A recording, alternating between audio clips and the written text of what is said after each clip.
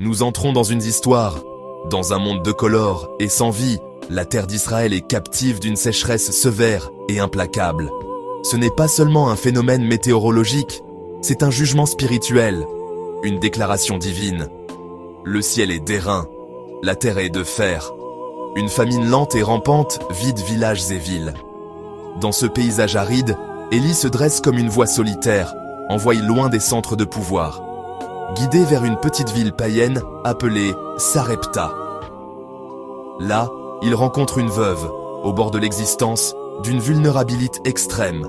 Elle n'a que de quoi cuire un dernier gâteau. Pourtant, elle obéit et le nourrit d'abord, faisant confiance à la promesse de Dieu. Le pot de farine et la cruche d'huile ne se tarissent pas. Une paix fragile s'installe, soutenue jour après jour par une provision surnaturelle. Juste au moment où la stabilité semblait revenir, la tragédie frappe avec brutalité. Le fils de la veuve tombe malade. Sa maladie devint si grave qu'il cessa de respirer. L'enfant était mort. Imaginez le silence qui remplit la maison. La veuve se tourne vers Élie, débordante d'angoisse et d'accusation. Qu'y a-t-il entre toi et moi, homme de Dieu? Es-tu venu pour me rappeler mon péché et pour tuer mon fils? Élie ne débat pas. Il comprend. C'est l'heure d'un appel désespère. Donne-moi ton fils. Il porte l'enfant dans la chambre où il logeait et le couche sur son lit.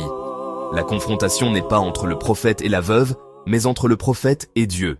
Sa prière n'est pas polie, c'est un cri du cœur. Éternel mon Dieu, as-tu même apporté la tragédie à cette veuve chez qui je loge, en faisant mourir son fils? Il ose questionner la bonté et la justice de Dieu, en intimide vrai. La foi n'est pas l'absence de questions, mais le courage de les porter à Dieu. Il s'étend, première fois, s'identifiant à la froideur de la mort. Éternel mon Dieu, que l'âme de cet enfant revienne en lui. Un acte total, une prière incarnée au-delà des mots. Il demande l'impossible, inverser l'irréversible. Il mise tout sur le Dieu des vivants, non des morts. Le ciel répond, l'Éternel entendit le cri d'Élie. Parole parmi les plus belles de l'Écriture. Dieu n'est pas offensé par l'audace. Il voit la confiance derrière l'angoisse. Le résultat est l'un des miracles les plus stupéfiants. Les poumons immobiles respirent de nouveau. Le cœur silencieux reprend rythme. Ce n'est pas une réanimation, mais une résurrection. Baal est impuissant. Ici, le Dieu d'Israël révèle sa souveraineté jusque sur la mort. Dieu restaure la vie, l'espérance, une famille et la foi. Élie redescend de la chambre haute, portant la vie. Vois, ton fils est en vie. La plus profonde tristesse devient la plus grande joie.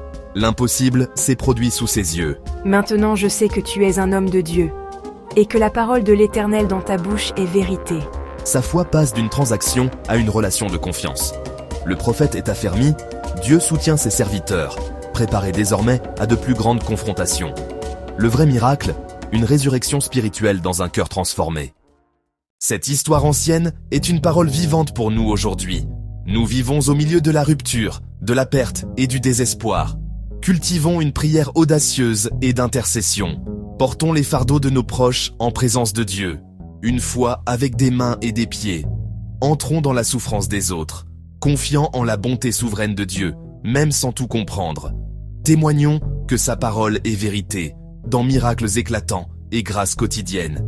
Nos vies deviennent un témoignage du Dieu qui sauve, restaure et fait naître la vie de la mort. L'histoire d'Élie et de la veuve est un évangile en miniature. Elle commence dans la rareté et reçoit une promesse de provision.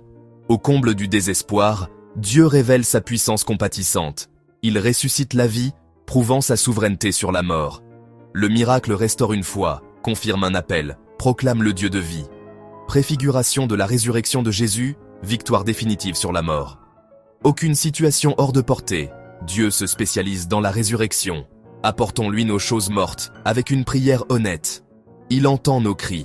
Le Père compatissant insuffle la vie à ce qui est sans vie. En Christ, la mort n'est pas la fin. Amen.